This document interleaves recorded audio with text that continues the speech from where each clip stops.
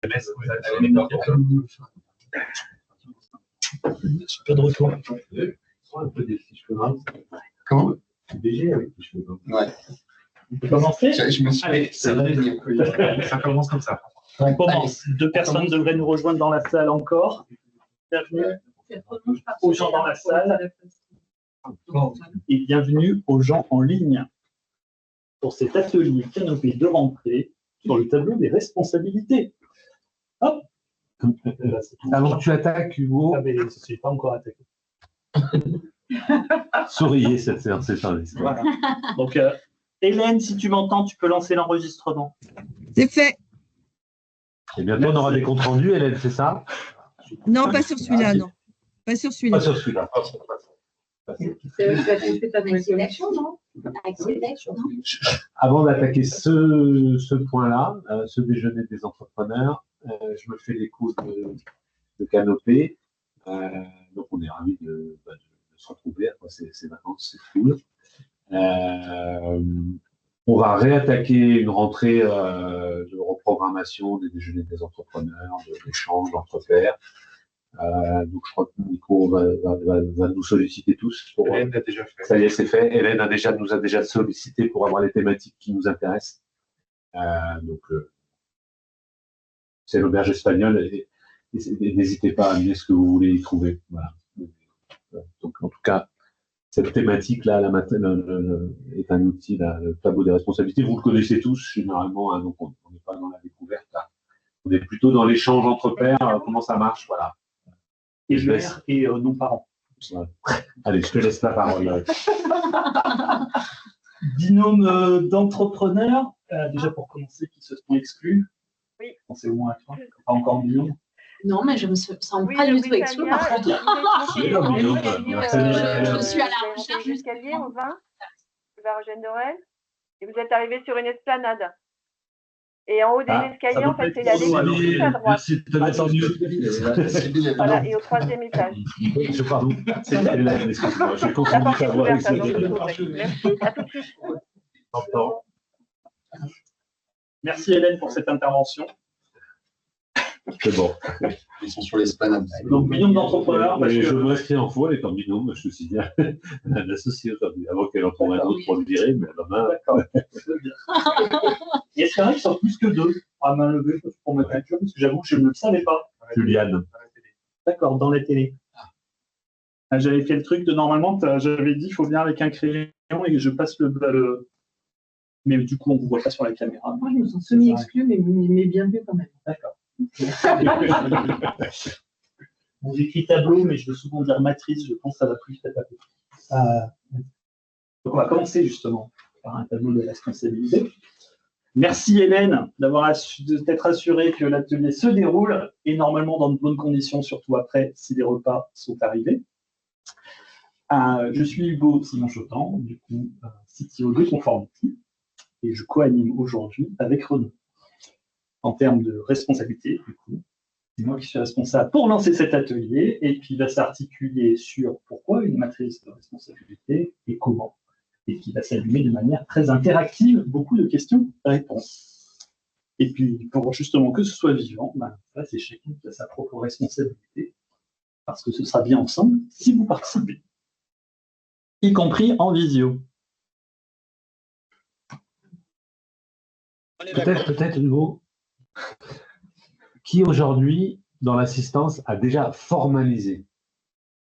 Je dis formalisé, c'est-à-dire écrit. Une question dans ton 3 slides, mais oui. Pardon, non, alors je la laisse. C'est très bien, ça participe. Non, on fait les choses dans le bain. Non, mais il faut que je sois cohérent avec je veux de la participation. Non. Mais la question vient quand même, donc levez les bras sur ce. Il a formalisé. Très bien. Et là-bas, il y avait la question. on voit pas. Ah oui, et du coup, on ne vous voit pas en ligne. Attends, je vais me connecter. Renaud va se connecter avec le téléphone, comme ça on vous verra aussi ceux qui manifestent sur les caméras. Il y avait une question subsidiaire là-dessus, c'est celle qui est formalisée, est-ce qu'elle est affichée quelque part ou est-ce que vous la gardez pour vous? Regardez. Donc je vois Canopé qui est affiché parce que du coup la question est venue comme ça. Et sinon c'est plutôt pour vous. Ouais. Donc, il y a déjà une bonne partie qui a formalisé une matrice de responsabilité. Le pourquoi en faire une, c'est là que j'avais ma transition avec les exclus sont inclus. Ceux qui sont seuls aujourd'hui seront a priori peut-être bien 2 ou 3 demain.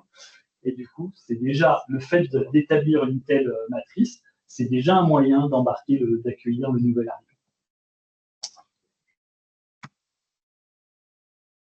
Le pourquoi, on va commencer par le très basique. Ah bah zut, je pensais que c'était toi. Est-ce que vous avez La matrice, c'est déjà pour éviter les trous dans la raquette, identifier des zones d'incompétence ou de développement. Donc, est-ce que quelqu'un a une anecdote à partager sur zut, je pensais que c'était une supposition. Je pensais que tu faisais le commerce parce que tu as fait du commerce dans ta vie, alors qu'en fait, c'est l'autre. Ouais. Ça évite. Je pensais qu'on faisait chacun la moitié, mais surtout toi, et en fait, personne ne fait rien. Enfin, ne fait rien. Ou la responsabilité orpheline. Tous les deux dessus. Et tu as un exemple du coup concret qui est bien en tête. Du coup, tu as cité le commerce là. Est-ce que c'était de l'autobiographie? Chez Canopé, au de la communication, il m'a passé la relation presse que je lui ai pas rendue parce qu'on n'en faisait plus. Et puis du coup, il a considéré que c'était tout. Et puis après, il y a une espèce de vide. Là, c'est un exemple où c'était pas très impactant, pas très grave. C'est juste est-ce qu'à tout moment elle est tenue. Et quand tu commences à te retrouver dans la pièce, tu vas en fait, c'est qui? Il y en a un moi je verrais plutôt dans l'autre sens en fait. C'est-à-dire, il y a les responsables, il y a les trous dans la raquette, et il y a ceux qu'on veut tous prendre et qui ne sont pas clairement dessinés. Et je pense à l'histoire il y a longtemps avec Romain, sur qui, et à l'époque il y avait Jean-Louis Brunet, on était 3, et qui est product owner. Et qui est vraiment le product owner, et le produit, c'est souvent un truc on est plusieurs à vouloir enfin, la responsabilité du product owner. Alors, à l'époque, avec Romain, on ne savait pas trop ce que c'était que la product owner. Mais maintenant, c'est plus codé. Mais le CEO n'a pas envie de lâcher le produit parce que c'est quand même une zone de développement, mais en même temps, il ne formalise pas une roadmap claire, et en même temps, il ne prend pas le temps de discuter avec les développeurs. Et donc, pareil, c'est toujours une responsabilité qui est compliquée à partager, le product owner, dans nos métiers. En tout cas, moi, quand j'observe les startups, c'est peut-être la responsabilité qui est la moins claire, qui est la moins vraiment. Non, c'est toi le product owner et c'est toi qui décides de la roadmap. C'était mon partage d'expérience pour lui. Non, mais c'est très bien. Mais ça répond à une de mes premières questions. C'était suis-je le seul dans ce cas-là? Donc c'est très bien. Je pense que s'il y avait un point d'attention, à mon sens, dans nos métiers, je pense qu'on est tous des plateformes, c'est qui est le product owner, clairement, et c'est quoi le product owner. Ouais, c'est ça. En plus, ma remarque derrière, ça suppose une définition des rôles pour ça, et où est-ce que ça s'arrête? Donc, si les encaissements clients, le commerce, c'est l'étape. C'est personne, quand il manque 100 000, il n'y a rien de responsable. Et le cadencement. C'est bien, je vois que les cas que nous rencontrons chez Conformity de son appel, on peut y aller plus en partage d'expérience aussi. Je partage sur Conformity, responsabilité du produit CEO, c'est Frédéric pour la stratégie vers où on va. Mais concrètement, c'est moi qui suis sur la mise en œuvre, qui pilote des équipes, qui établit la roadmap concrète. Et du coup, il y a cet alignement qu'on doit bien avoir avec Frédéric. Ah oui, on veut aller là, mais du coup, il y a la production, et du coup, on dit, tiens, comment on arbitre là-dessus? Et puis, on n'est pas extrêmement clair toujours. Et du coup, on a bien beaucoup besoin de parler beaucoup ensemble, justement, pour s'aligner. Sur des équipes comme ça, vous avez un CTO qui se dit, tiens, versus quelqu'un qui prend le produit, comment vous partagez? Ouais, non, je voulais juste réagir. Je ne sais pas si on a toujours besoin d'avoir une séparation hyper claire sur ces responsabilités-là. Tu parles de stratégie de produit versus pilotage opérationnel de la roadmap. Après, quand on est 2 dirigeants, en fait, il n'y a pas un mec qui décide la stratégie. Il y a 2 mecs qui bossent ensemble pour viser une cible, à la fois sur la base de ce qu'on voit sur le terrain du business, à la fois sur ce qui est possible de faire d'un point de vue technique. Enfin, juste pour reprendre cet exemple-là en particulier. Du coup, quand tu dis Fred, il est en charge de la définition de la stratégie, je ne connais pas votre vidéo, mais je pense que tu as ton mot à dire aussi, tu contribues. Et en fait, c'est tous les deux. C'est la stratégie. Déjà, le point clé est sur la responsabilité, parce qu'après, quand tu as ton associé, il dit, mais c'est lequel de vous deux qui est responsable de la roadmap? Et tu dis, oui, on l'a fait ensemble. Oui, mais c'est lequel qui est responsable? Mais C'est là que ouais, ça veut dire arriver. Tu vois, là, je pense que c'est hyper intéressant. Parce qu'en fait, c'est vrai qu'au début, ça suppose peut-être de savoir ce que ça veut dire que d'être responsable. Ouais. Moi, j'ai un exemple en fait, avec toi. Quand on était en trois quarts de la bascule, tu as fait une réunion pour arbitrer. Je me souviens plus trop ce que c'était l'arbitrage, mais je me souviens quand même que tu nous avais tous réunis pour savoir, je ne sais plus quoi, si on changeait, je ne sais pas quoi. Enfin, il y avait une question clé. On était 4-5 autour de la table, on a discuté, et à la fin de la réunion, je t'ai demandé qui est responsable de la réunion et de cette décision. Est-ce que c'est un consensus ensemble, on est tous responsables? Et tu m'as dit clairement, non, je vous ai écouté, mais je suis responsable de la décision. Et donc, typiquement, ça veut dire quoi d'être responsable en fait? Ça veut dire aussi, demain, si tu avais pris cette décision en nous écoutant, bah, tu étais responsable de l'échec ou du succès. Accountable. Et quand on n'y arrive pas plusieurs fois, il y a un moment où la responsabilité, ça peut aller jusqu'à je m'exclus en fait. Quand tu prends l'exemple de notre choix à Romain et moi de travailler, et où on a bougé notre zone de responsabilité, il y a un moment où moi je me suis exclu parce que j'ai trouvé que j'étais plus en responsabilité, je n'arrivais plus à tenir la responsabilité. Parce que la bascule qui marche pas 3 ans avant, c'est parce qu'il n'y a pas de product owner et parce qu'on n'est pas entre Romain, Jean-Louis et moi très clair sur qui est responsable de quoi et que je fais tout en discutant, et pas que tu connaissais la musique. Ça marche, ouais, ça marche hyper bien, jusqu'à ce que ça marche pas en fait. Et c'est quand ça marche pas que la matrice elle sert. Alors, elle sert justement à ce que ça marche. Et avant, toujours sur l'IT, moi, cette matrice, en fait, je l'ai écrite à mon association avec Fred et Bertrand, Frédéric Julien. Il y avait la colonne maîtrise d'œuvre d'exécution de l'IT. Et en fait, il n'y avait pas de responsable. Et on a mis Frédéric en responsable. Parce que moi, je dis, je ne sais pas faire, je veux un responsable. Et Fred a été imposé, sachant qu'il était complètement incompétent pour être maître d'œuvre d'exécution, parce que c'était Jean-Michel André, le CTO, qui faisait tout. Et il n'était pas disponible. Et en fait, ce trou dans la raquette, il n'y a pas de maître d'œuvre d'exécution. Ça nous a coûté à peu près 30 millions d'euros. 30 millions. On dit, on va s'arranger, Bertrand, mais fais confiance. Non, en fait, il y avait une responsabilité claire qui n'était tenue par aucun des associés. Et je pense que cette discussion sur la matrice, alors, ça ne nous a pas empêché de faire une super histoire, et c'était magique. Mais oui et non, tu vois, il y a un moment où sur des responsabilités claires, bien sûr, on s'écoute, on va y venir, à mon sens. C'est hyper clé ce que tu dis. Et puis il y a un moment où on n'est pas obligé de tout faire les responsabilités pour se dire. Et puis il y a aussi un truc où on est responsable, pas forcément de tout. Sur le PO, il y a la logique long terme, court terme, roadmap à 6 mois, c'est moi qui arbitre. Où est-ce que va le produit? C'est Fred. Bon, voilà, là, ils sont clairs. Ça ne veut pas dire qu'il n'y a pas un qui l'écoute, mais il y en a un qui tranche, en fait, quand il y a un conflit. Alors, je suis parfaitement aligné avec tout ce que tu dis. Après, je pense que c'est peut-être l'exemple qu'on prend là qui me fait m'interroger. C'est-à-dire, pour moi, là, dans des boîtes comme les nôtres, boîtes SaaS, la stratégie produit, c'est un peu la stratégie de la boîte, en fait. Hein. Donc, quand il y a 2 dirigeants, à positionner, si tu veux, quelqu'un qui pourrait être responsable de la stratégie de l'entreprise versus l'autre dirigeant qui ne l'est pas, du coup, je trouve que ça crée, c'est un peu antinomique avec cet esprit de binôme, en fait. Tu vois, c'est un pilotage à 2 têtes. Là, on prend l'exemple de la pointe du pilotage. Dans l'opérationnel, oui, qui s'occupe de l'approche commerciale, de la stratégie commerciale, c'est qui s'occupe de l'architecture technique, des choix de produits, des choix stratégiques sur le produit, c'est moi. Il n'y a pas de doute. C'est clair, machin. Qui décide? On travaille ensemble, en fait. Quand on vient au board avec une proposition d'ajustement, de vision stratégique, c'est quelque chose qu'on a travaillé ensemble et qu'on a décidé ensemble. Et c'est vrai que sur cette pointe-là de l'entreprise, c'est-à-dire vraiment il n'y a pas de hiérarchie, entre guillemets. Il n'y a pas de, au pire, c'est moi qui tranche. Dans la décision. C'est une réussite commune ou un échec commun? Oui, c'est pas forcément. Ouais, je suis d'accord. Ça va à l'encontre. Enfin, je trouve que la réussite commune, elle se fait aussi dans la confiance de se dire, c'est mon associé qui est plus sachant que moi. On peut être solidaire d'une décision. Moi, on se serait planté après ta décision. Je me considère à l'époque comme un associé. Hein, on avait un niveau qui n'était pas loin d'un niveau d'association. On se serait planté dans ta décision. Je pense qu'on aurait fait. Je t'aurais pas coupé la tête. Mais en l'occurrence, ça serait toi qui serais venu expliquer au board ce qu'il fallait faire, ou alors, voilà, tu vois. Et quand on s'est planté dans la décision avec Jean-Louis Brunet, bah, ça s'est traduit par son départ, en fait, quand même. Il y a un moment, et Jean-Louis, il était associé, en fait. Hein.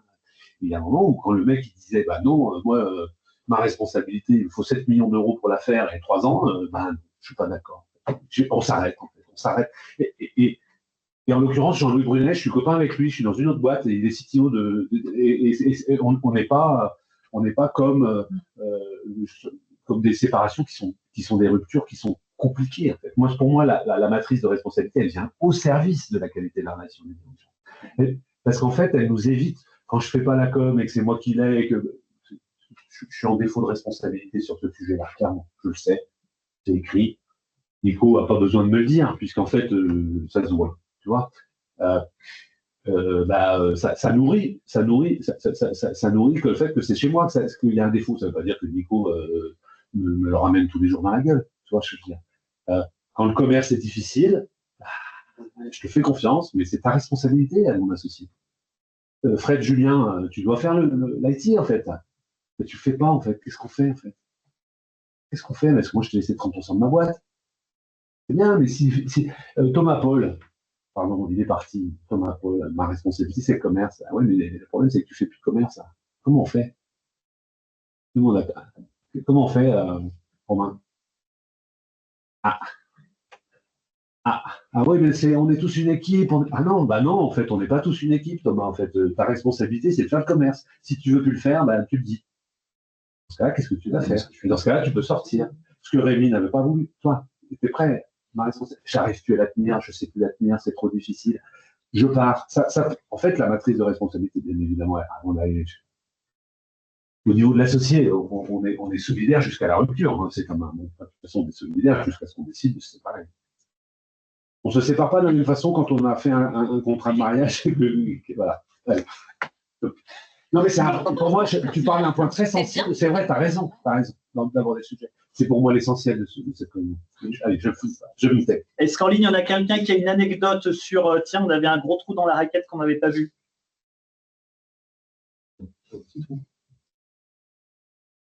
Très bien, on avance. Merci. Donc, cette matrice, ce tableau de responsabilité, pourquoi la faire? C'est un moment d'échange. Ça nourrit la relation entre les associés, de la construire. Ça met de la clarté, de la transparence. On peut reprendre une bonne partie des choses qu'a dit Renaud. Ça nourrit. C'est un moment d'échange privilégié. On l'a construit. Je ne l'étends pas particulièrement là. On a déjà vu référence en cas de désaccord, etc. Et cette confiance, ce moment qu'on a vécu ensemble, du coup, ça se traduit aussi vis-à-vis des parties prenantes externes.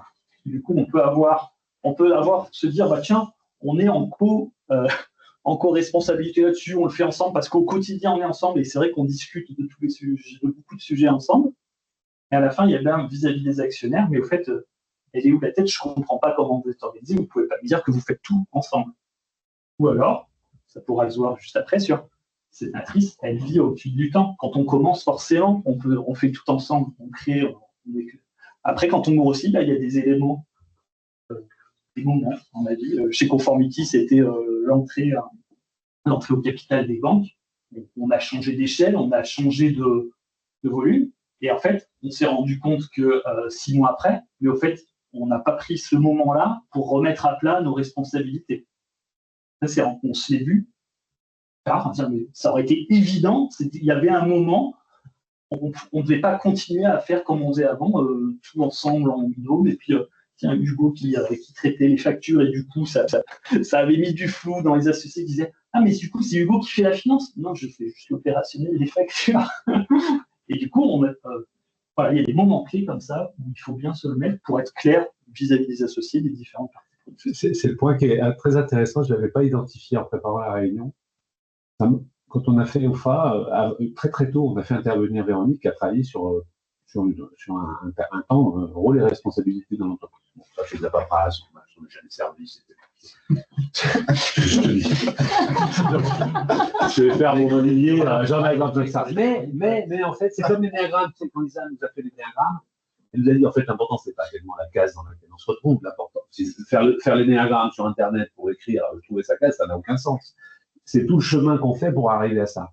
Et en fait, c'est ça qui est très intéressant, parce que quand on le fait entre associés, quand on a formalisé entre associés, bah, les équipiers du dessous, ils voient qu'en fait, on se rend responsable. Vous êtes responsables l'un vis-à-vis de l'autre. Et donc, du coup, ils disent, ah ouais, mais en fait, alors, il y a une cohésion, bien sûr, hein, tous ensemble dans le même navire. On gagne ensemble, on perd ensemble, mais parfois, on gagne sans toi. On perd sans toi, en fait. Enfin, il y a quand même des gens au moment où ils sortent, en fait.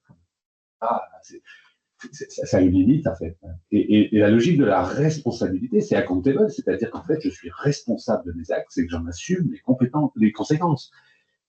Et c'est vrai qu'entre associés, je veux dire, mais en fait, l'intérêt de la matrice, je trouve, c'est qu'une fois qu'on le fait du coup, en dessous, c'est comme quand toi, tu es CEO et que tu réponds aux clients insatisfaits. Et que tu dis, ça, c'est company the list, je me la donne, c'est moi qui gère.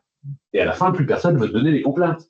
Parce qu'ils veulent gérer la partie importante. Si tu le fais, tu verras tes collabs, si tu l'affiches, à la fin, ils vont dire pareil, demain, c'est quoi ma responsabilité? Et se rendre responsable, du coup. Je trouve qu'il y a une valeur d'exemple. Je l'avais pas, je trouve qu'elle est très intéressante. Et puis après, pour les associés, c'est pareil, mais c'est pas mal de voir les responsabilités claires. Ça a merdé chez OFA quand on comprenait plus rien sur qui fait quoi. Au bord, on comprenait rien. C'est vrai que j'ai d'abord cité là parce que c'est là que ça a déclenché de dire oui, il faut qu'on remette à plat. Il demande du bord, il y a clarifiez-nous, là du coup on ne comprend pas.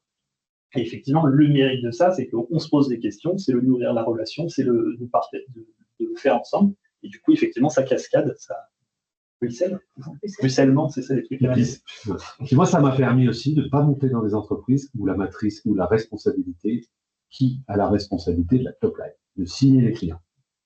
Non, mais chez Seb, sur la moitié de billard. Ah, mais ça dépend, c'est tous les trois, on est tous les. Ben, je ne suis pas monté, en fait. Ah non. Bien sûr que tu contribues à la signature des clients, bien sûr que tu viens supporter. Mais celui qui est responsable de la signature des clients, c'est Anis. Et si le produit merde, il y a une faille de sécurité, je ne vais pas en vouloir à Anis, bien sûr que c'est quand même. Je veux dire, c'est important, c'est facile. Parce que vous êtes. C'est ce que j'allais dire. Alors, on des cas assez simples. Le cas, comment sur le dire, c'était vraiment ce cas qui était. Puis après, ce qui est intéressant quand on est un peu tous les deux, ce que j'aime dans ce qu'a dit Hugo, en fait, la matrice de responsabilité, elle est venue, sans le savoir, je l'ai écrite avec et c'est Eric Garcin, qui est un de nos actionnaires. Il a fait avec qui faisait ça sous forme de patates. Il mettait les responsabilités, 2 colonnes, et il mettait des patates. Je me dis, les patates, elles ne doivent jamais être coupées en 2. Elles peuvent être dans une colonne ou une autre, ou elles peuvent être coupées à 3/4, par exemple. Lui, Eric Garcin, c'est un ingénieur très près du terrain, Maquignon, c'est le CEO, et son cousin, qui était le HEC, qui faisait la finance. Et par exemple, acquisition d'entreprise. Qui est responsable? Ah ben c'est toi, moi je ne sais pas faire un prix sur une boîte, sauf un truc, le matériel. Les machines à plier les armatures et tout, ça y est, si tu confies ça à un énarque, il ne comprend rien. Donc ils avaient découpé la responsabilité en disant, et ce découpage de responsabilité, comme Hugo l'a fait, c'est intéressant parce que quand même, après, la roadmap au quotidien, c'est toi, donc tu me laisses faire, sinon on gagne en efficacité. C'est vrai que tu as raison, au début, je pense que c'est pas manquer de cohésion que de parler de responsabilité. Il me semble. Par contre, c'est difficile. Je trouve que c'est très difficile de faire.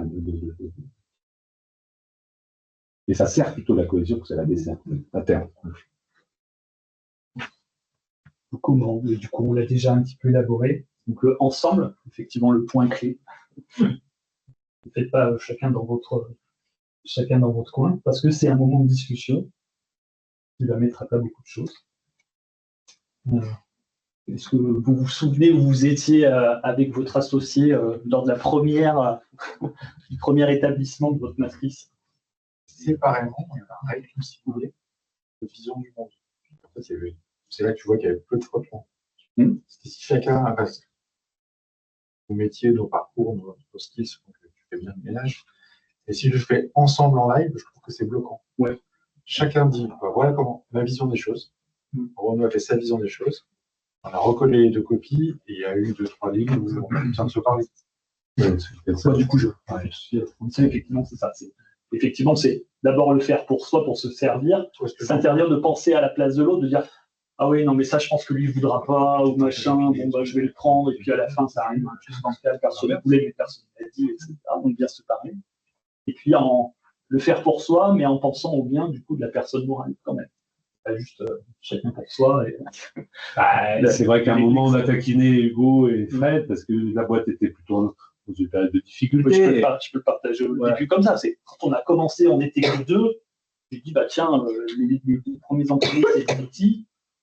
Moi, ça me fait chier de monter une start-up et de pas savoir comment ça marche une boîte. Donc, c'est OK avec toi que je prenne ces dépenses, les RH, ces trucs-là. Fred dit, oh, bah super. Moi, j'ai déjà fait, super, vas-y. Donc, ça marche très, très bien au début. Et c'est là le point clé ça doit se revoir régulièrement. Parce que là où c'est pas grave, quand on est 4 et que du coup, j'ai permis d'apprendre, ça, on n'a pas remis à plat après quand on a grossi. C'est là que c'est important. Sur la finance et le pilotage des indicateurs, là où Fred, plutôt avec qui a fait 40 ans 30 ans de ça, on n'était pas au niveau. Et donc, du coup, il y a un moment où la personne morale reprend le dessus. C'est toujours aussi l'envie de se développer. Les IT qui veulent faire du business. Christophe et toi, vous faites quand même des IT qui sont très intéressés par le business. Si on enlève le business à vous deux, ça n'a pas de sens.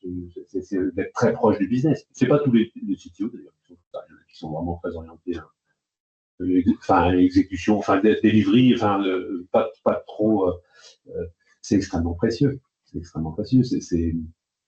Mais à un moment, pour parler à un client, c'est pas mal aussi d'écouter la méthode pour signer. Le client, c'est pas mal de faire confiance à quelqu'un, soit qui est expérimenté, soit qui va vraiment investir tout son temps pour se développer sur ce sujet. Moi, c'est là où je me suis beaucoup trompé, en étant peut-être empathique ou je sais pas quoi. J'ai peur qu'il veuille ça, donc non, le faire comme chacun de son côté, puis après on discute. Parce que souvent, on pense pour l'autre. Ah ouais, il doit vouloir faire ça. Enfin, moi, je suis tombé dans ce panneau très très souvent, à me projeter. Tu te souviens de Boudjan? Quand au début, on faisait tout ensemble, et puis après, les services clients, puis après, on a fait les gens qui appelaient pour les vendeurs et ceux qui appelaient pour les problèmes clients. Et ceux qui faisaient les factures. Et au début, Boudjan, qui était une personne CSM, on n'appelait pas ça CSM, dit, oh, mais ça va être terrible, ils vont faire de la vente tous les jours. Moi, je peux en faire une journée, mais eux, ils vont. En fait, non, elle n'était pas vendeuse, elle faisait ça dans l'effort, et quand on l'a centré sur la satisfaction, elle s'est révélée, et puis il y a les vendeurs qui sont arrivés. Et c'est un moment où mettre les gens dans sa bonne responsabilité, ça les met dans le bien-être. Par contre, elle se projetait dans l'idée que c'était impossible pour quelqu'un d'avoir que de la vente à faire. À Nico, je fais du support, je ne suis pas sûr qu'il va se régaler. C'est marrant, je trouve que c'est les pièges pour faire ça. Voilà. Donc on fait plutôt poker menteur, comme dans les méthodes agiles. Là. C'est sur les difficultés de la tâche. Moi, tu mets le score, on le fait à la poker menteur. On pourrait d'ailleurs aussi, moi je pense que je suis preneur d'une demande, mais pas forcément là, c'est que nous, pour l'instant, on est toujours parti from scratch, tout à écrire, parce que quand on entreprend le concret, on aime bien partir avec comme on aime. Mais j'essaierais bien d'en bâtir une de matrice de responsabilité, pour pas partir d'une feuille blanche, après on l'apprend pas. Tu vois, PO, dire ce que c'est que PO, parce qu'en fait, recruter, ça on sait, mais product owner, c'est compliqué. Il y a certaines responsabilités qui mériteraient d'être définies. Après oui, j'allais y venir. Je pense que justement, c'est important de travailler sur l'item principal qui est la responsabilité, mais je pense que le degré, l'échelle, dépend du momentum de la boîte. Tu vois, aller, entre guillemets, s'embêter, je veux dire, à définir ce qu'est un PO dans ses responsabilités, machin, quand ta boîte se crée, c'est un peu, voilà. Et je pense que c'est intéressant, justement, de se dire, en fonction de la maturité, de la taille, etc., que les matrices de responsabilité, elles peuvent... Surtout au début, moi, la matrice, avec elle faisait 5 lignes. Hein. Ouais, non, mais c'est ça. Comme elle avait un gros bug dans 5 lignes, on l'a pris dans la gueule. Tu vois, il n'y aurait eu qu'une ligne, elle marchait pareil. Il n'y avait pas besoin de rentrer dans le détail pour savoir qu'en fait, il n'y avait pas de patron de la tech. En fait. Dans une boîte tech, c'est pas plus compliqué quand même. La personne en cuisine, c'est dommage, quoi, ça ne peut pas marcher. En fait. Il n'y a que des ultra optimistes comme Bertrand qui disent mais si, ça va marcher, vas-y, fonce. Bon, alors, en l'occurrence, ça a bien marché, hein, ça reste des très belles histoires. Ouais, méfie-toi parce que tu prends que des exemples qui sont des grands succès à la fin. Donc, Oui, ça joue pas en faveur de faire cette je vais manquer d'humilité. Je vais manquer d'humilité. Pardon. J'ai toujours pensé, j'ai toujours été très soucieux de ce qui a merdé chez OFA. Quand j'ai écrit le bouquin, j'ai repris toutes mes notes. Et le niveau d'exigence et le niveau de formalisme, il était exceptionnel. Et le succès d'OFA, bien sûr, on a eu de la chance, bien sûr, on était en très très bonne compagnie, on était des belles personnes, on a eu Bouygues. Enfin, on a surtout 2 mecs de Bouygues avec des méthodes hyper formalisées et un travail hyper rigoureux derrière. Ce que tu fais. Parce que tu dis ça, mais je sais l'homme que tu es derrière et comment tu formalises derrière. Je me suis dit, ah ouais, en fait, là, allez, on n'est pas tous à ce niveau-là aujourd'hui, en fait, de ce qu'on a fait tous ensemble. Hein, je ne le mets pas que moi, mais en fait, quand je regarde quand j'ai repris tous les docs, j'ai repris tous les conseils de surveillance, j'ai relu tout ça, et en fait, le niveau, il était hyper élevé. C'était hyper élevé. Et la matrice, le document de 3 pages que j'ai écrit à Bertrand et Fred pour dire ce qu'on allait faire, comment on se répartissait la responsabilité, il était formalisé. Hein. Une des responsabilités, c'est savoir s'entourer. Renaud et moi, on n'est pas des comptables. Ça ne nous intéresse pas. On a la tête d'une boîte qui doit avoir des comptables et on gère l'argent des autres. Ma responsabilité, c'est de gérer l'expert comptable. Je ne comprends pas tout ce qu'il fait. Mais ma responsabilité, c'est que ça soit au carré. Jusqu'à ce que peut-être que Romain la reprenne parce qu'il est meilleur que moi. Ça, c'est un beau Ah non, c'est aussi. Mais par contre, c'est pas parce que ça ne vous intéresse pas que tu dis à ton board, bah, vous voyez avec le comptable, hein, ça fera l'affaire. Ça ne marche pas. L'intéressant aussi, c'est la zone de développement. Je veux dire, c'est que typiquement, un moment, on a inversé les rôles entre président CDG, Nico et moi, clairement, président, parce qu'on peut être plusieurs types de présidents, mais clairement, Nico a plutôt un profil de DG et moi un profil de président. C'est clair. On a inversé la donne avec une place qui était finalement directeur de la presse, c'était pas mal, qui était moi un apprentissage d'arrêter d'être au centre du board, vraiment un apprentissage de m'effacer, et Nico d'arriver de l'apprentissage de la présidence, du pilotage des chiffres, c'est sûr que ça aurait été plus efficace à court terme qu'on reste comme on est. D'ailleurs, les associés ont dit, bien sûr. Et par contre, on n'en serait pas là aujourd'hui si on n'avait pas inversé cette logique de développement. Tu vois, parce que parfois, il peut y avoir un truc aussi où, en fonction de l'entreprise et de la facilité, où on se dit, ouais, ok, c'est pas toi qui es le meilleur, mais on va quand même te confier la responsabilité. C'est toi qui décides à la fin, je vais te coacher, entre guillemets, entre associés, parce que c'est réversible. Et je trouve que ça, c'est très intéressant aussi. Parce que ça peut faire des choses sympas. Et c'est pas, ça, il faut savoir se le dire, par contre. Ah, surtout, il faut savoir le dire aux associés. En fait, on fait ça parce que c'est pas mal. C'est intéressant. Du coup, nous, quand on s'est réassociés là tous, on a réidentifié des zones de développement. On dit, en fait, ça, maintenant, la presse, à un moment, Nico m'a dit, moi, la presse, j'aime bien, bon, il a fait un truc, je ne sais plus ça. C'est intéressant quand même aussi de se dire, tu vois, le client, il y a un peu de ça chez vous, là, sur le business avec Christophe. Moi, je vois ça, en fait. Hein. En tout cas, moi, je trouve que je milite pour un peu de formalisme sur la matrice de responsabilité, parce que je trouve qu'elle est intéressante. Ça peut être intéressant dans la matrice de responsabilité, parce qu'on voit que quand on démarre, on a des macro responsabilités. Par contre, à quel moment on détecte qu'on a besoin de les détailler pour les préciser? Est-ce que c'est pas un peu trop tard? Est-ce que le fait de se partager, bon, ça merde, hein. par exemple, on parlait de PO, mais au début, on peut se dire effectivement, PO, ça suffit, et puis non, mais connaître ce qu'il y a derrière PO pour pouvoir dire, bah là, je pense que maintenant, peut-être qu'il y a des responsabilités qu'on peut détailler parce qu'on met plus le même nom derrière toutes. C'est intéressant d'avoir aussi la vue un peu détaillée. Pour éviter d'attendre le moment où tu as un Pour éviter tous les 6 mois, tu regardes, bon, c'est bien. Ah oui, détecte un truc, c'est pas mal en préventif. C'est pas intéressant de savoir quand. Ça me fait penser à un coach qui me dit, je me disais, mais t'interviens quand, toi? Mais en fait, moi, j'interviens quand les relations deviennent compliquées. Ça veut dire que ça dysfonctionne. Donc, typiquement, je trouve, comment je sais que je trouve ma limite? Quand je m'énerve. On peut aussi avoir des retards. Par exemple, on prend systématiquement du retard sur un truc. En fait, quand on fait le point dans un bord, ah tiens, finalement, ça n'avance pas. La com, ça n'avance pas depuis 1 an et demi. Donc, on sait que la responsabilité n'est pas depuis, on s'en accommode, parce que c'est finalement pas le sujet principal, mais en fait, on voit très bien qu'elle dysfonctionne la matrice. Parce qu'en fait, les retards sont réguliers. Et je trouve que tu vois des choses qui sont en retard régulièrement, des relations qui se tendent, ou qui se coupent. Normalement, on ne s'est jamais engueulé. Par contre, il y a des infos qui ne circulaient plus. Et ça dysfonctionne. En fait. Donc Romain, c'est pas le genre anglais, il donne plus d'infos quand il est je me permets. En l'occurrence, et ça demande, et ça, on n'est pas arrivé à le refaire. En fait. À refaire la matrice de responsabilité à la fin de nos fois. On n'y arrivait pas, en fait. C'était notre limite. On ne trouvait plus la responsabilité. Qui fait quoi ça dysfonctionnait. Et c'est vrai que c'est intéressant de voir qu'en fait, quand ça dysfonctionne, c'est souvent une matrice de responsabilité qui doit être retravaillée. Si tu as exposé à tes collaborateurs clés, est-ce qu'ils voient la même chose que toi? Si toi, tu penses que tu tiens cette responsabilité, pas du tout ça, ça peut être un truc. Moi, je voudrais. Alors, je sais pas si j'ai un outil à partager. Une version simplifiée par Renaud de tiens, responsabilité, délégation, décision, ça marche.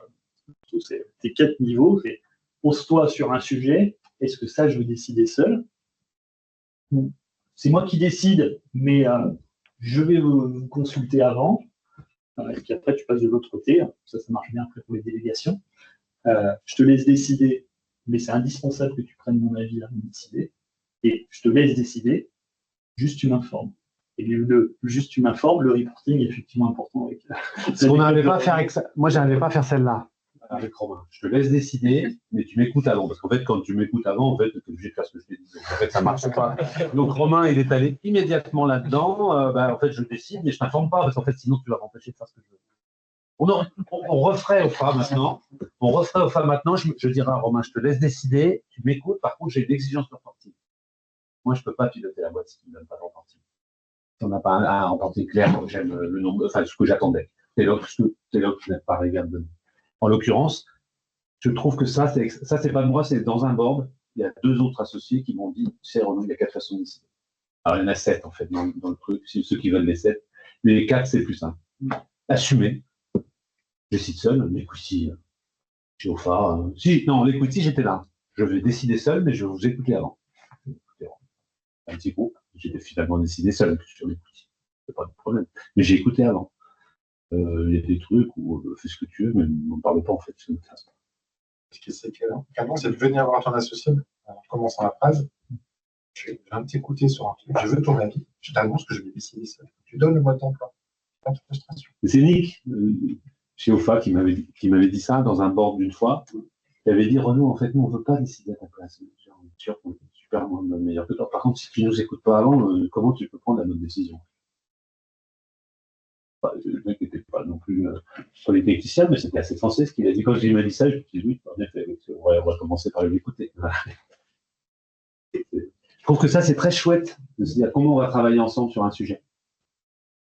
La strat, c'est toi, mais par contre, tu m'écoutes. Ou la roadmap produit. Enfin, je vais décider, mais dis-moi, quoi. Le jour du coup, en train de Renaud, j'ai un dilemme, dis-moi. Et après, par contre, ça demande, ce qui est compliqué pour des profils comme les miens, ou pour des profils opposés, de gérer des désaccords, en fait. Je t'ai écouté, je ne vais pas faire ce que tu veux dire. Ça, c'est dur. C'est pas forcément du désaccord, c'est un chemin de prise de conscience qui lui permet d'avancer dans sa réflexion à ce que ça vient apporter. Mais c'est pas forcément du désaccord. Le nec plus ultra de la relation d'associé. On commence à se toucher avec Nico, mais Romain, c'est d'être pas d'accord, mais d'accepter d'être en désaccord. En fait, toi, tu veux aller à gauche, moi, je veux aller à droite. J'ai compris, mais en fait, on va aller à droite. En fait. Parce que c'est moi, c'est ma zone et je prends le risque. Oui. Il faut arrêter que je ne suis pas d'accord. Oui, on peut faire la sémantique. On peut faire de la sémantique, mais on peut dire par exemple, je ne suis pas d'accord, on va sortir cette collaboratrice, on va regarder. Ça, tu peux dire tout ce que tu veux. En l'occurrence, elle n'est plus là demain ou elle est là demain. Et cette décision, oui, on est d'accord. Je suis d'accord avec toi, les mots, ils sont très très importants, mais j'ai un autre point de vue. Mais avec Romain, on ne savait pas se dire on n'est pas d'accord. Pas possible pour nous, on n'y arrivait pas, ni dans un sens ni dans l'autre. Et c'était d'ailleurs une de nos limites. On avait identifié. Et maintenant? Maintenant, on ne travaille pas ensemble suffisamment vite. Avec Nico, l'autre fois, on n'était pas d'accord en bord. C'est compliqué. Hein, Arriver à exposer devant ton bord d'un désaccord et en sortir avec une décision. Et puis on n'est pas parti on n'a pas quitté le bord en se disant, on a affiché un désaccord. Écoute, moi, Nico, je ne suis pas d'accord avec ce que tu dis, mais c'est toi le président, tu vas en décider au final. Mais je tiens à dire, parce que comme je suis investisseur aussi, comme on est investisseur aussi, je vote pas, je m'abstiens. Je vote pas pour. Maintenant, c'est toi le chef, tu décides. Parce que la recherche de l'unanimité, de l'entente parfaite, associée, toujours d'accord, c'est chouette. Ça marche pas. C'est aussi, c'est pas la réalité. Donc quand on masque la réalité, le consensus, toujours d'accord. C'était un peu, moi, je sais pas, il me semble, le nec plus ultra, c'est vraiment d'arriver à pas être d'accord et de se faire confiance quand on n'est pas d'accord. Je sais pas, pourquoi je pense à Cigogne, on arrête notre IA ou on met ChatGPT, je sais pas, supposons que la liste dit, bah non, attends, on a 10 000 balles, on va pas acheter ça à la poubelle. Bah, oui, j'entends, ça, mais mes clients vont me dire que ChatGPT, c'est aux US, on sera incapable de le vendre. Je t'écoute, je suis d'accord. C'est dur. C'est pas nécessaire, hein, forcément. On a aussi la vocation de se convaincre d'abord. Mais parfois, on a aussi la question de se dire non, on sait non, pas non plus. Après, c'est pas conflit, c'est désaccord. Je trouve qu'il y a tout un pan qu'on n'explore pas là, et c'est normal, c'est pas l'objectif, mais ça veut dire quoi aussi être responsable? Tu parles de confiance, tu vois, ça veut dire quoi être responsable? On a fait un exercice dans l'équipe où les gens voulaient plus de responsabilité, et en fait, en disant, j'assumerai si ça marche pas. Mais moi, je m'en fous des responsables qui assument quand ça marche pas. Je veux qu'un responsable, il fasse marcher le truc, en fait. C'est comment je sais que je vais arriver à faire marcher le truc. Et c'est ça que je veux que les gens mettent. Et après vient la confiance. Non, mais ça suffit pas, parce que c'est un chèque en blanc. Comment tu sais que tu vas y arriver? Et en fait, une fois que tu rentres aussi dans ce schéma-là, oui, je prends la responsabilité parce que je sais que je vais y arriver. Comment je sais que je vais y arriver? Parce que je vais faire comme ça, je vais piloter ça, je vais anticiper les risques, je vais les gérer, je vais mettre en place de la gouvernance qui permet de, etc. Et grâce à ça, je sais que je vais y arriver. Ça crée de la confiance dans l'associé. Tu vois, si Anis me dit non, on va pas le faire, moi je dis si on va le faire, et que c'est un combat de coq qui dit si on va le faire, non, parce qu'on a des convictions ou des sensations. On s'écoute. On s'écoute. Il y a aussi un moment où on peut être. On s'écoute, hein, il faut s'écouter. Mais, je trouve que c'est très, très, très intéressant. Dans l'exercice de ta responsabilité, c'est je t'informe que je ne vais pas y arriver. Je t'informe que je vais c'est ça être responsable. Non, mais ça, c'est différent. Mais moi, c'est la principale chose. Moi, je leur ai dit, je veux personne vienne me voir en me disant, j'y arrive pas. Si tu prends la responsabilité, tu viens me voir pour me dire, j'ai besoin d'aide. Tout de suite.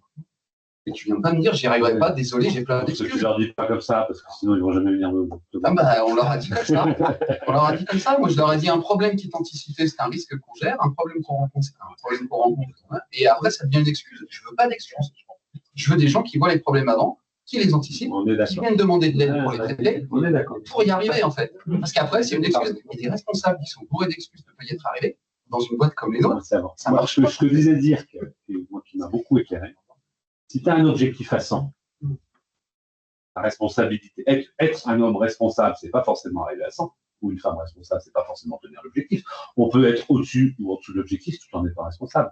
La responsabilité, c'est dès que je sais que je ne vais pas tenir, honnêtement, je ne vais pas le tenir, je le dis à tout le monde, et je le dis, et j'assume que je suis à Avignon et qu'on a fait 5 minutes de voyage, enfin, que je ne suis pas encore sorti de Lyon, j'avais dit que j'arriverais à 3 heures, dans 3 heures à Marseille, et que il est déjà 2 heures, et que je préviens avant, en fait. Et donc ça, c'est très important, parce que c'est ce que tu dis, c'est ce que tu dis, c'est très intéressant. C'est-à-dire, j'ai anticipé les risques, je ne vais pas y arriver à faire du pilotage, avec le DAF, parce qu'en fait, c'est trop compliqué pour moi, donc on le fera au début ou après, mais pas maintenant. Je ne peux pas prendre la responsabilité, ça c'est aussi courageux. Après, dans les startups, si tout le monde dit je peux prendre la responsabilité, il y a un moment où il faut un peu de folie aussi pour y arriver, parce qu'on ne savait pas que c'était possible, ils ne savaient pas que c'était impossible, ils y sont arrivés. Et puis après, il y a une autre logique aussi, où te dire j'essaye, Mais je te dirais très très vite, si toi, et souvent, ce qui pose un problème dans l'entreprise, c'est pas les gens qui tiennent pas les objectifs, c'est les gens qui s'entêtent à croire qu'ils vont les tenir, en fait, et qui le disent pas. Ça, c'est. Je trouve que c'est. Mais Pour moi, être responsable, c'est se mettre face à tout. Je vais pas y arriver, il faut que je dise. Mais l'exemple, ce que tu donnes, c'est un exemple qui est assez simple à comprendre et que moi je reprends régulièrement, hein, sur le trajet Lyon-Paris, tu dois dire là, machin. Sauf qu'effectivement, si tu sors de Lyon, qu'il te reste 3 heures pour aller à Paris en bagnole, c'est déjà trop tard. Il n'y a plus aucune chance que tu as. Mais tu n'as pas été téléporté 3 heures avant ta date butoir à la sortie de Lyon. Tu as eu toute une histoire avant qui fait que tu as commencé à sentir peut-être 2 jours avant que tu ne serais pas là et que peut-être il faut penser au train, peut-être qu'il faut penser à l'avion, peut-être qu'il faut penser à toi. Et c'est là où tu demandes de l'aide.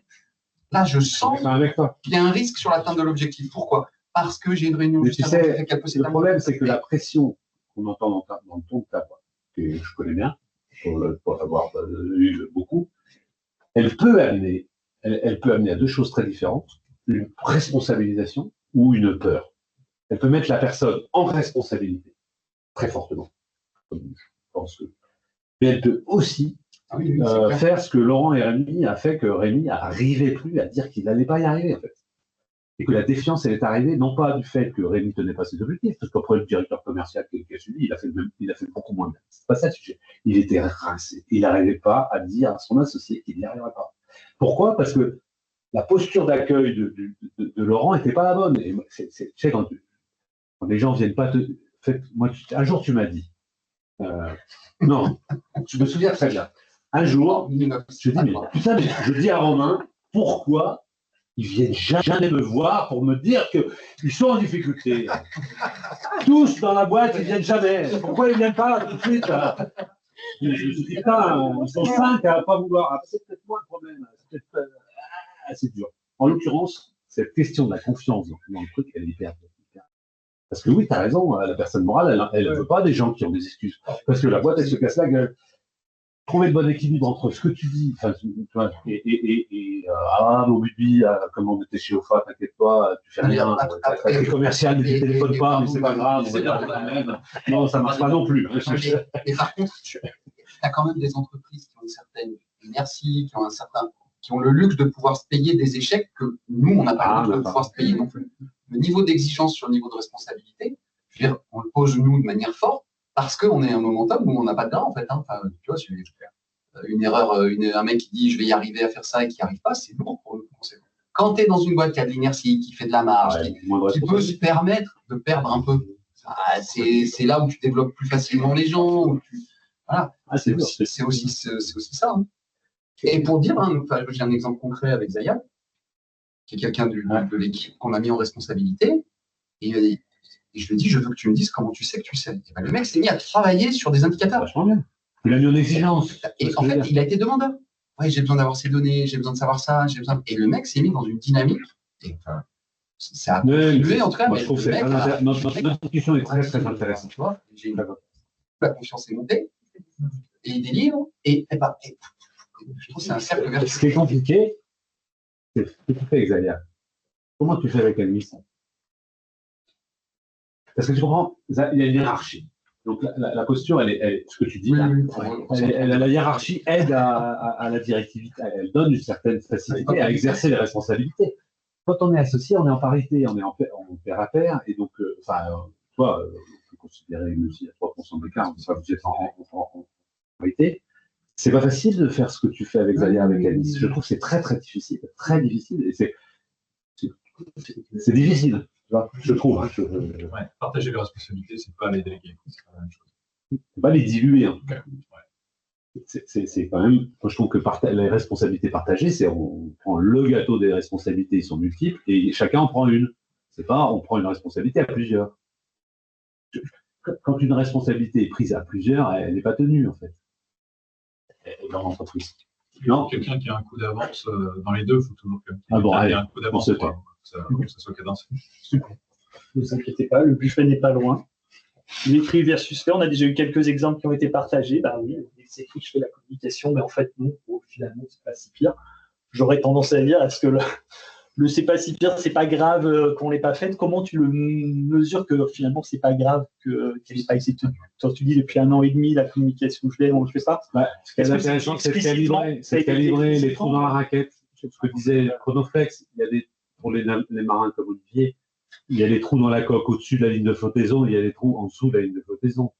Et on ne peut pas s'amuser à faire des zones de développement personnel ou des zones de test ou des zones d'acquisition de compétences quand on est en dessous de la ligne de flottaison. Une responsabilité en dessous de la ligne de flottaison, on ne confie pas son commerce à un apprenti quand on est CEO en charge du commerce. Non, ça ne marche pas. En fait. Donc pour moi, par contre, chez chaque case, en fait, et la com, jeu de canopée, c'est pas non plus le sujet du siècle. Hein. C'est un histoire. C'est pour ça aussi qu'on arrive à en parler sereinement. Je pense qu'on peut s'entraîner d'ailleurs sur des nice to have. Parce qu'en fait, quand c'est des petits sujets, c'est plus facile de dialoguer sur ça.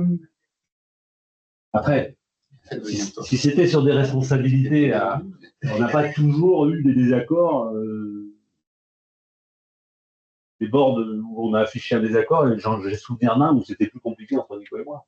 Parce qu'on était core business là-dessus. Et donc, du coup, c'était beaucoup plus compliqué. Quand c'est sous la coque et que la responsabilité, c'est difficile. Par contre, calibrer les choses, c'est pas mal aussi, peut-être.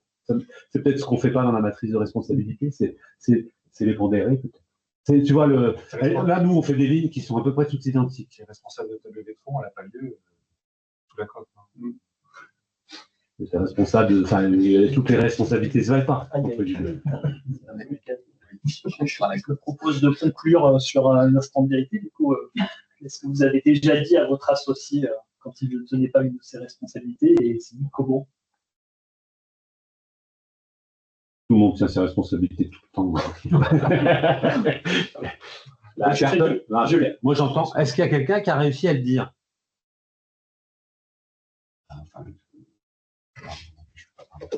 Moi, j'entends, voilà, sur mon partage à moi, voilà. Moi, je l'entends quand Frédéric commence à me dire, mais tu sais, moi, j'ai vraiment besoin de ça. Je me dis, ah oui, on se dit soft. Moi, je le comprends. Ah oui, effectivement, là, ça bloque CG.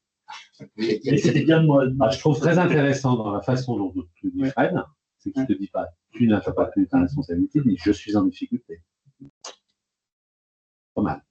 C'est moins agressif. Ça marche avec moi. J'ai envie de faire bien machin. Donc toi, tu dirais, pour dire à quelqu'un qui n'a pas tenu sa responsabilité, tu parles d'abord des conséquences que ça fait pour toi.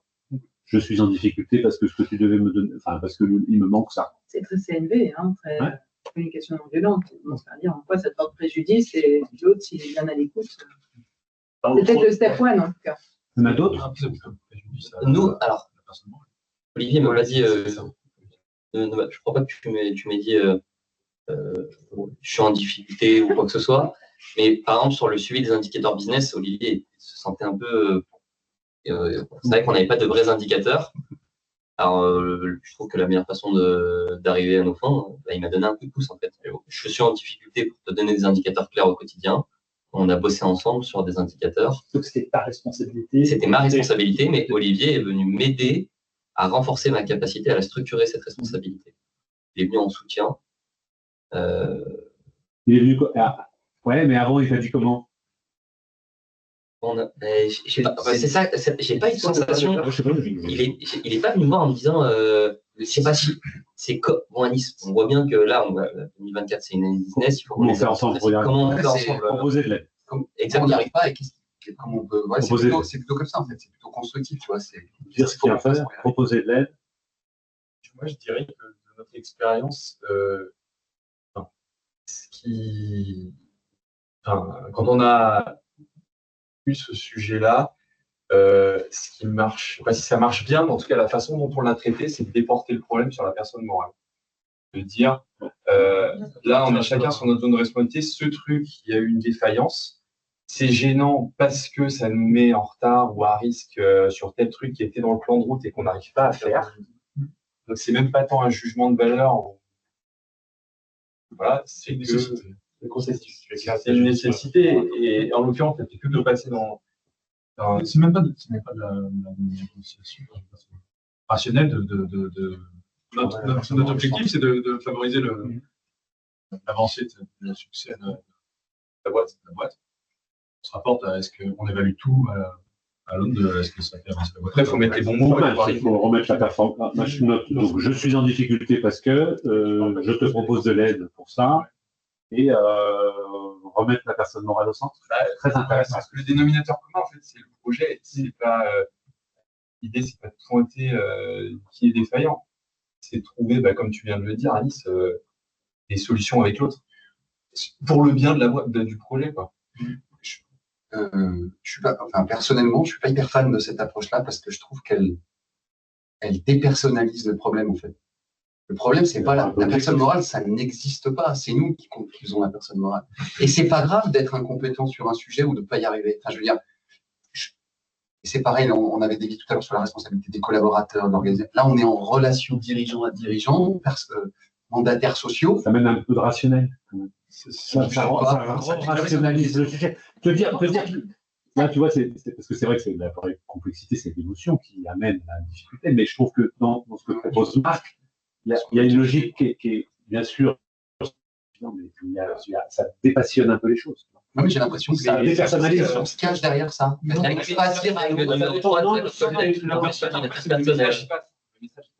C'est juste que, en fait, nous, c'est même pas une stratégie qu'on a définie ensemble de le faire comme ça. C'est que c'est venu parce que tu sais pas trop comment le dire.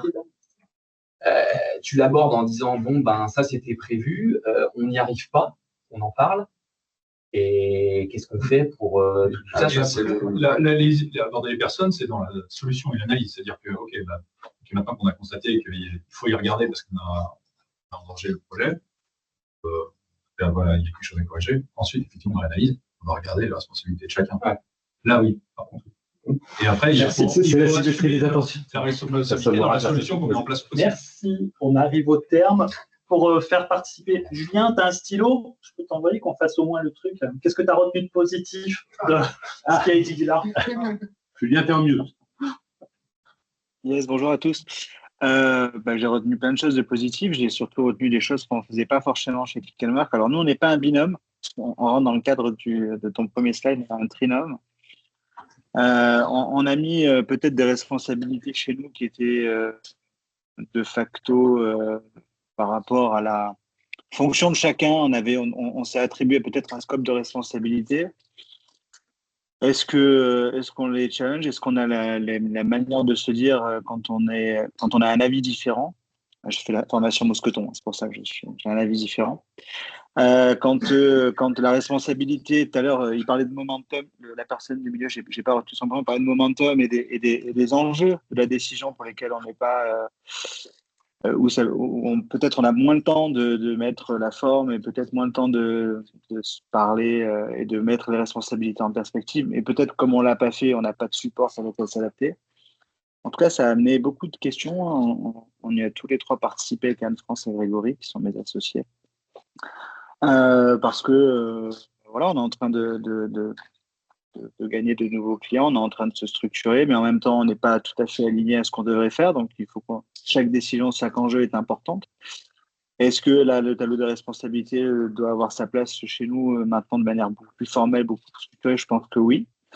Et merci du partage. En tout cas, moi, je trouve ça très intéressant. Vous êtes pour certains déjà passés par là où on est nous aujourd'hui. Donc, je pense que c'est bien d'avoir ce retour d'expérience. En tout cas, à titre perso, je ne sais pas ce qu'en pensera Anne-France et Grégory, mais en tout cas, moi, j'en ressors grandi de ce qu'on peut faire et de ce qu'on peut mettre en place et de l'approche qu'on peut avoir. Voilà. Merci pour ça. C'est très clair. Merci beaucoup.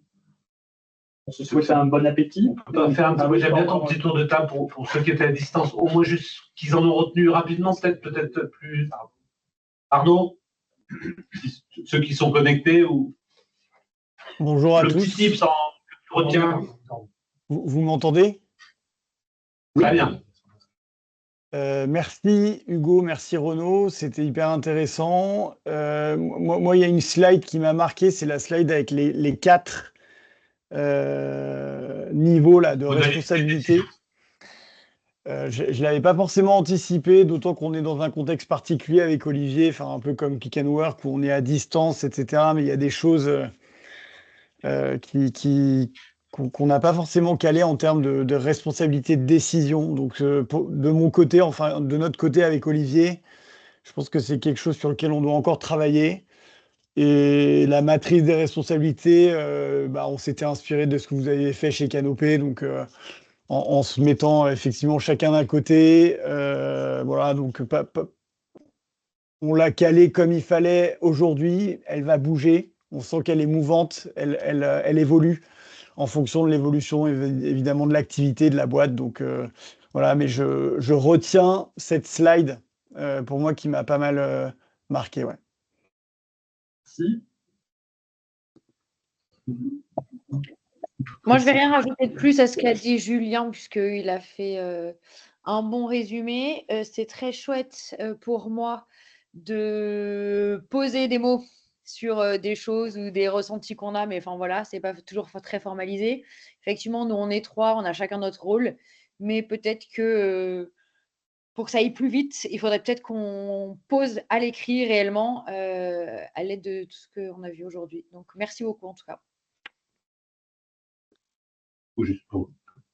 Grégory, éventuellement, oui. Le mot de la fin. Oui, pareil, Julien a bien résumé. Merci en tout cas, c'est très intéressant. Et le point important, je pense que là où on en est aujourd'hui, le fait de le formaliser en l'occurrence, ça peut nous aider à y voir plus clair et à s'améliorer dans les responsabilités de chacun et puis du coup dans la vie au quotidien, dans l'exécution, on va dire, des responsabilités de ce qu'on vit au quotidien. Donc, c'était très intéressant. Ouais. Merci formidable. beaucoup. Comme vous êtes tous les 3 là, j'ai envie de dire quand est-ce que vous le faites. Ça, c'est Marmiton. Marmiton. Je pense qu'il est temps d'aller manger. Bon. Merci beaucoup. Merci. Merci beaucoup. Bonne journée, au revoir. Merci à tous. À bientôt, au revoir.